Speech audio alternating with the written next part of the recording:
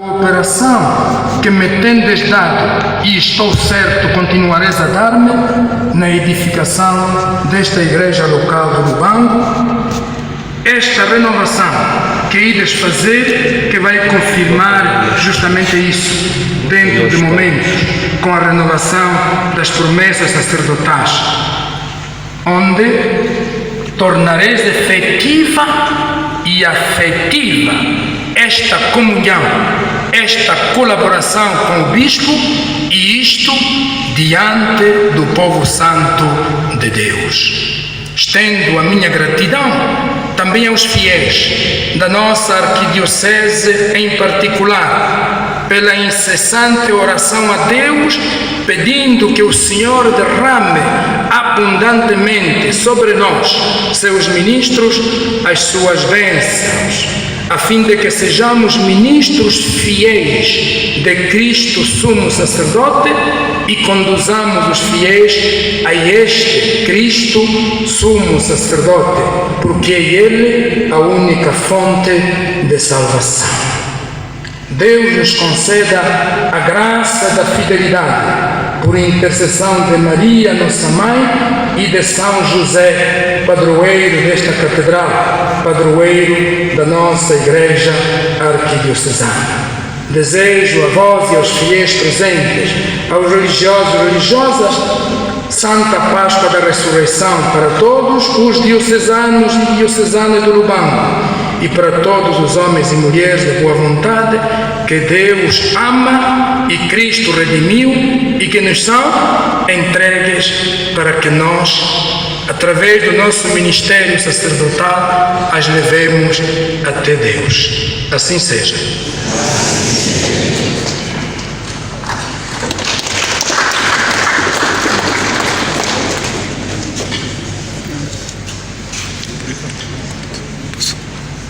Como toda a ação do Espírito, em benefício de todos. Assim, podemos ver naqueles pobres aqueles que estão curvados, como os mendigos que se inclinam para pedir. Mas é pobre também a viúva que unge com os seus dedos as duas moedinhas que constituíam tudo o que tinha naquele dia para viver. A unção daquela viúva para dar a esmola passa despercebida aos olhos de todos, exceto aos de Jesus, que vê com bondade a sua pequenez. Com ela, o Senhor pode cumprir plenamente a sua missão de anunciar o Evangelho aos pobres.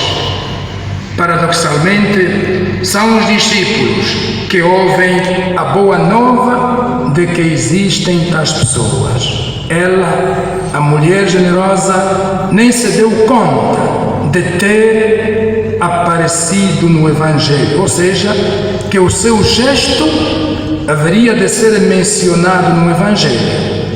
Portanto, o feliz anúncio de que as suas ações têm peso no reino e contam mais do que todas as riquezas do mundo.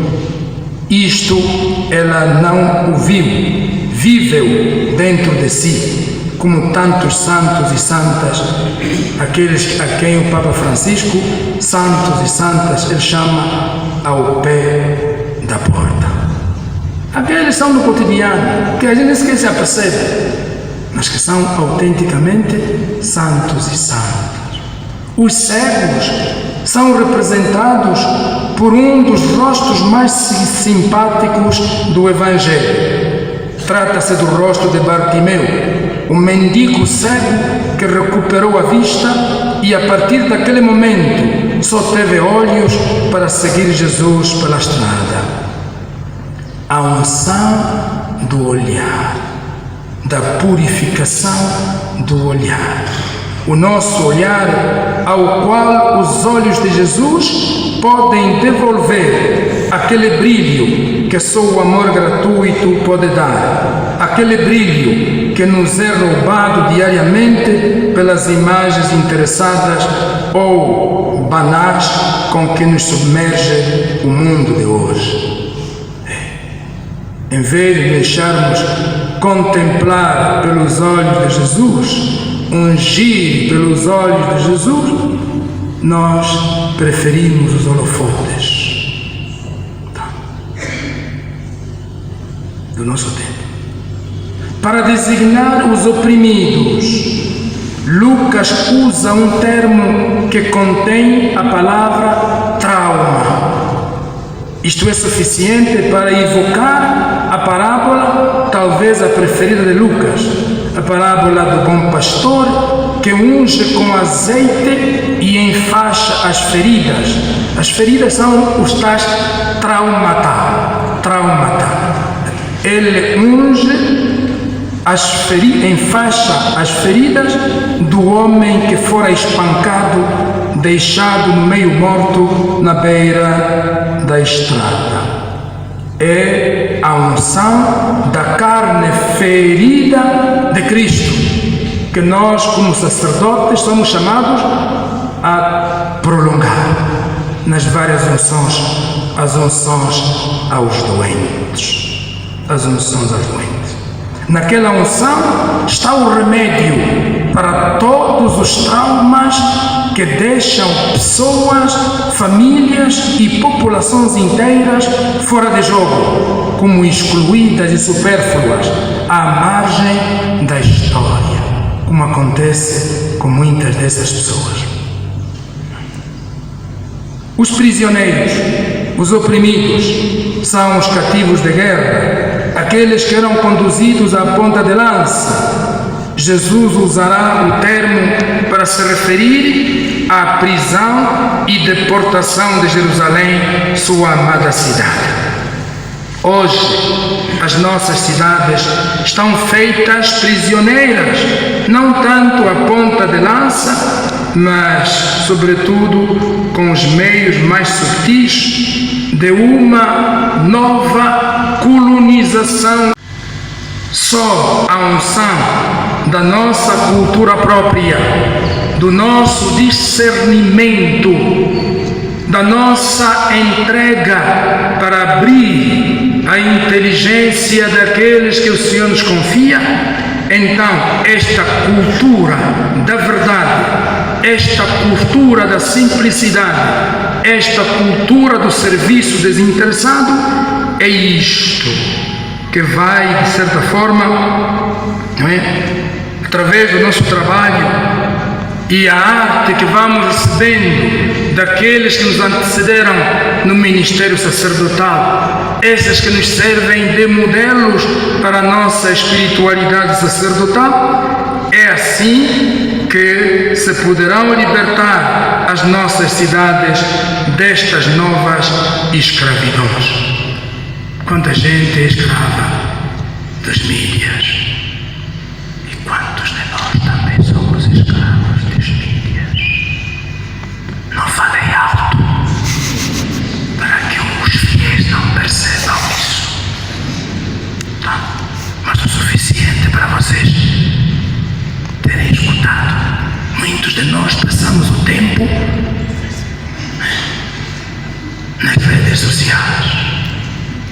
E se fosse para investigar os comentários que lá estão sobre a palavra de Deus que temos de anunciar, se for para ver mensagens, ver notícias que chamariam a nossa atenção para esses 4 grupos aos quais a consagração e o Espírito nos enviam, talvez ganhássemos com isso, mas infelizmente não é para esse tipo de informações a que dedicamos mais tempo.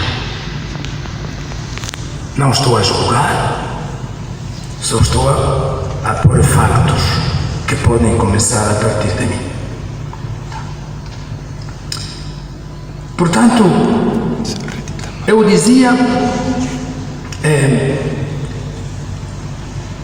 concretizando para nós, queridos irmãos sacerdotes, não devemos esquecer que os nossos modelos evangélicos são este povo, esta multidão, com estes rostos concretos que a unção do Senhor levanta e vivifica. são aqueles que completam e tornam real a unção do Espírito em nós, que fomos ungidos para ungir. Ungidos para ungir. Fomos tomados de entre eles e podemos, sem medo, identificar-nos com esta gente simples. Cada um de nós tem a sua história. Um pouco de memória far-nos-á muito bem neste dia. Como cheguei até a data da minha ordenação com os compromissos que assumi. Sim, eles, os simples, o povo, as multidões são imagem, afinal, da nossa alma e imagem da Igreja, que somos chamados a servir, em nome e com o poder de Cristo. Cada um deles encarna um coração único do nosso povo. Assim, nós sacerdotes somos o pobre. Queremos ter o coração da viúva pobre quando damos esmola e tocamos a mão do mendigo, fixando nos olhos. Nós somos este Bartimeu e levantamos-nos cada manhã para rezar: Senhor, que eu veja, que eu não faça de contas, como muita gente faz, vê e faz de contas que não viu. Não. Todas as manhãs devemos dizer: Senhor, que eu veja. Nós, sacerdotes, somos, nos vários momentos do nosso pecado, este ferido, espancado, deixado meio morto pelos ladrões. E queremos ser os primeiros a estar entre as mãos compassivas do bom pastor, para depois podermos, com as mãos, ter compaixão. Sacramento da penitência, no sacramento da reconciliação, que, juntamente com a celebração da Eucaristia e o anúncio do Evangelho, são as três ferramentas, os três meios que o Senhor, as três graças que o Senhor coloca nas nossas mãos para um ministério fecundo, para a santificação daqueles a quem somos enviados. Nós, sacerdotes, somos ungidos para ungir. Quando ungimos, no batismo, no crisma, quando ungimos os doentes e enfermos, ungimos distribuindo-nos a nós mesmos, distribuindo a nossa vocação e o nosso coração. Isso vê-se no amor ou no desamor com que nós realizamos estas unções. Enquanto ungimos, somos de novo ungidos pela fé e pela afeição do nosso povo. Ungimos, sujando as nossas mãos ao tocar as feridas, as enfermidades, os pecados, as amarguras do povo. Ungimos, perfumando as nossas mãos ao tocar a fé do nosso povo, as esperanças do nosso povo, a sua fidelidade e a generosidade sem reservas da sua doação, que muitas pessoas eruditas designam como superstição. Quando depois de uma unção, quando depois de uma bênção, aquelas pessoas aparecem que nos olham para nós como se fôssemos o próprio Deus. Obrigado, Senhor Padre. Ainda bem, renova-se a esperança na pessoa. E os intelectuais, os ditos eruditos, designam isso com superstição. Não é diferente do que aquilo que acontecia com Jesus. Não é diferente.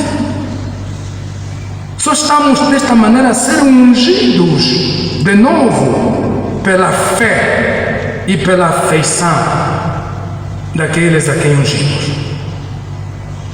ungimos. Fomos ungidos para ungir e voltamos a ser ungidos por aqueles a quem ungimos. É este círculo. que depois alimenta a nossa própria fé, alimenta a consciência do sacramento que recebemos.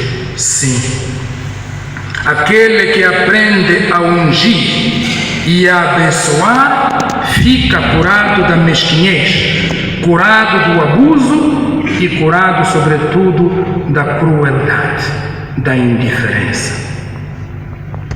Rezemos, irmãos caríssimos, colocando-nos com Jesus no meio do nosso povo. É, vos garanto, o lugar melhor para nós. O Frei Juliano, na reflexão de ontem, fez-nos perceber isso muito claramente. Eu não vou aqui lembrar o que disse, mas os que lá estiveram presentes souberam bem. O tal que até chega atrasado porque vem de onde? Não falem, né? Porque eu não quero falar. Eu sei guardar segredo. O Pai renove em nós a efusão do seu Espírito de Santidade e faça com que nos unamos para implorar a sua misericórdia para o povo que nos está confiado e também pelo mundo inteiro, porque o sacerdote é sacerdote para toda a Igreja. O mundo inteiro é seu campo de ministério. Assim, as multidões dos povos reunidas em Cristo podem tornar-se o único povo fiel de Deus, que terá a sua plenitude no reino. Alguém esteve a contar quantos minutos? Pois então os sacerdotes podem acordar, porque chegou o momento de lhe dizer muitos parabéns por este nosso dia. Em todo Israel alguém com uma fé semelhante. A terceira é a graça do discernimento que recebe o povo. As multidões, escrevem os textos, as multidões que souberam para onde Jesus fora, seguiram-no. A multidão ficou vivamente impressionada com os seus ensinamentos, porque ele ensinava-os como quem tem autoridade. Cristo, a palavra de Deus feita carne, que nós temos missão de anunciar. Cristo suscita nas pessoas este carisma de discernimento. Certamente não um discernimento de especialistas em assuntos controversos. Quando os fariseus e doutores da lei discutiam com ele, aquilo que o povo reconhecia era a autoridade de Jesus, a força da sua doutrina, capaz de penetrar os corações, e o facto de os espíritos malignos lhe obedecerem, e ainda deixar sem palavra aqueles que urdiam diálogos insidiosos. O povo alegrava-se com isso, porque o povo sabia distinguir e por isso se regozijava. É ocasião para nos interrogarmos. Depois de levarmos a boa nova, se é o Evangelho do Senhor que temos missão de proclamar, pois nós vamos receber o eco, e vai se manifestar na distinção e no regozijo, porque o povo vai perceber que nós ensinamos a eles com autoridade, que não vem de nós, mas vem da fidelidade à pregação do Evangelho. Que nós temos missão de preparar, para que não digamos coisas, não atribuamos a Jesus aquilo que não passa de nossas lucubrações, talvez teológico-filosóficas, mas que não tem nada a ver com o Evangelho, o que infelizmente também muitas vezes acontece. O povo às vezes se queixa disso. Senhor Padre, aquele passou mesmo para o seminário. É triste quando isso acontece, mas hoje é o dia de fazer a renovação. Ao fazermos a renovação das nossas promessas, também estamos a comprometer-nos com isso, irmãos e irmãs. Portanto, convido-vos a aprofundarmos um pouco esta visão evangélica da multidão. Lucas indica no evangelho que escutamos 4 grandes grupos que são destinatários preferenciais da unção do Senhor. Quem são estes 4 grupos? Os pobres, os prisioneiros de guerra, os cegos, os oprimidos. Diz o texto: o Espírito do Senhor está sobre mim, porque Ele me ungiu para anunciar a boa nova aos pobres. Ele me enviou a proclamar a redenção aos cativos e a vista aos cegos, a restituir a liberdade aos oprimidos, a proclamar o ano da graça do Senhor. Sim, nomeia-os em geral, mas depois, no decorrer da vida do Senhor, vemos com alegria que estes ungidos adquirem rosto e nome próprio. Assim como a unção com azeite se aplica num ponto e a sua ação benéfica se expande por todo o corpo, também o Senhor, assumindo a profecia de Isaías, nomeia várias multidões, às quais o envia o Espírito, obedecendo a uma dinâmica que poderíamos chamar de preferência inclusiva. A graça e o carisma que se dá ao ele das pessoas para as ungir com a graça recebida do Espírito Santo. Pois bem, este aproximar-se, este estar à volta de Jesus, aconteceu desde o princípio. O esplendor do menino de Belém atraiu docilmente pastores, reis e idosos sonhadores como Simeão e Ana. E foi assim também na cruz. O seu coração atrai todos a si. Todos hão de contemplar e hão de ser atraídos. Sim, atraídas as Verônicas, atraídos os Sireneus, atraídos até os ladrões, atraídos os centuriões. E aqui o termo multidões não é depreciativo. Aos ouvidos de alguém poderia talvez soar como uma massa anônima, indiferenciada. Mas no Evangelho, quando as multidões interagem com o Senhor, que se coloca no meio delas como um pastor no rebanho, vemos que aquelas multidões se transformam. No espírito do povo desperta o desejo de seguir Jesus.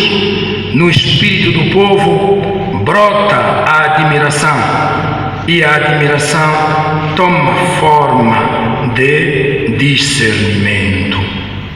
Por isso, gostaria de refletir convosco sobre 3 graças que caracterizam o relacionamento entre Jesus e as multidões, que deverá ser também a característica do nosso relacionamento com as multidões, com o povo de Deus que nos é confiado.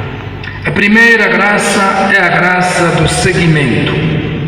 Lucas diz que as multidões procuravam-no e seguiam com ele, apertavam-no e empurravam-no, juntando-se grandes multidões para o ouvirem.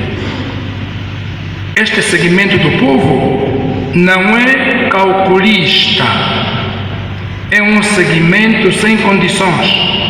é um segmento cheio de carinho, como muitas vezes temos a graça de experimentar no nosso ministério. Contrasta com os ministros que têm o poder sagrado, servem os seus irmãos e irmãs. Portanto, para o nosso povo, é um grande dom que o Senhor escolha dentro do seu rebanho alguns que se ocupem das suas ovelhas de forma exclusiva, como pais e pastores. É o próprio Senhor que dá a recompensa ao sacerdote, dar-lhes-ei fielmente a sua recompensa. E sabemos que o Senhor é bom pagador, embora tenha as suas peculiaridades, como a de pagar primeiro os últimos e depois os primeiros, mas este é o seu estilo. A leitura do Apocalipse diz-nos qual é a recompensa do Senhor, essa recompensa que Ele promete. Essa recompensa é o seu amor e o perdão incondicional dos nossos pecados com o preço de seu sangue derramado na cruz. O texto diz: aquele que nos ama, que pelo seu sangue nos libertou do pecado e fez de nós um reino de sacerdotes para o seu Deus e seu Pai. Irmãos no sacerdócio, não há recompensa maior do que a amizade com Jesus. Nunca o esqueçamos quando nos vem a tentação de cobrar. Afinal, esse ministério me dá o quê? Não há recompensa maior do que a amizade com Jesus. Não há paz maior do que o seu perdão. Isto sabemos todos. Não há preço mais elevado do que o seu preciosíssimo sangue. Portanto, irmãos do sacerdócio, não permitamos que este sangue seja aviltado com uma conduta indigna da nossa parte. O Evangelho de Lucas, que acabamos de escutar, faz-nos reviver a emoção do momento em que o Senhor se assume. Esta passagem da Escritura que acabas de ouvir. A nossa arquidiocese, que por muita ao dia da nossa consagração, ao dia da nossa ordenação presbiteral, nos remete à atualização da graça da consagração e da ordenação pela imposição das mãos do bispo, a unção com o óleo do Santo Crisma das nossas mãos e a oração consacratória pela qual nos tornamos verdadeiramente ministros da nova e eterna aliança, unidos, configurados a Cristo, sumo e eterno sacerdote, participantes da sua missão, a missão de consagrar o sagrado corpo e sangue do Senhor para alimento nosso e dos fiéis. Sim, este é o dia. Por isso, esta missa que o bispo concelebra com seu presbitério quer manifestar a comunhão dos presbíteros com seu bispo. Esta comunhão que se prolonga nos sacramentos para os quais os santos óleos e o óleo do Crisma são consagrados. A através, portanto, da consagração do Santo Crisma e da bênção dos outros óleos, pois, na confessão do óleo do Santo Crisma, os presbíteros, os sacerdotes, são testemunhas e cooperador do seu bispo, de cujo munus sagrado participam na edificação, santificação e condução do povo de Deus. Esta Santa Missa, concelebrada pelo bispo e os seus presbíteros, quer significar também a unidade do sacerdócio e do sacrifício de Cristo continuado na Igreja. Na primeira leitura, ouvimos da profecia de Isaías. O Senhor faz uma promessa cheia de esperança que nos diz intimamente respeito. Isto é, para depois de ter dito, o Espírito do Senhor me consagrou, me enviou, porque está sobre mim. Depois de tudo isso, vem esta afirmação que eu estou a citar. Uma promessa cheia de esperança, que nos diz intimamente respeito. Vós sereis chamados sacerdotes do Senhor e nomeados ministros do nosso Deus. Depois, como é a nossa natureza, assim o encontramos em Pedro, que interroga Jesus, que se lamenta com o rico que se afasta e não é capaz de seguir o Senhor. Pedro, e eu gosto de Pedro por causa disso, diz assim: então, nós que tudo deixamos para te seguir, qual será a nossa recompensa? E conhecemos a resposta de Jesus. Mas também aqui, já em Isaías, o Senhor não deixa sem recompensa àqueles que são os sacerdotes do Senhor, os ministros do nosso Deus.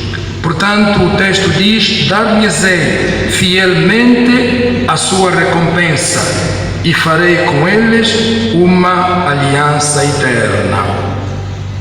Sim, ser sacerdote é uma graça, queridos irmãos e queridas irmãs, uma graça muito grande, que não se destina primeiramente a nós, mas aos fiéis. Ainda ouvíamos o nosso monitor referir-se a isso. O ministério, o sacerdócio ministerial está ao serviço do sacerdócio comum. O Senhor escolheu alguns para exercer oficialmente o ofício sacerdotal em nome de Cristo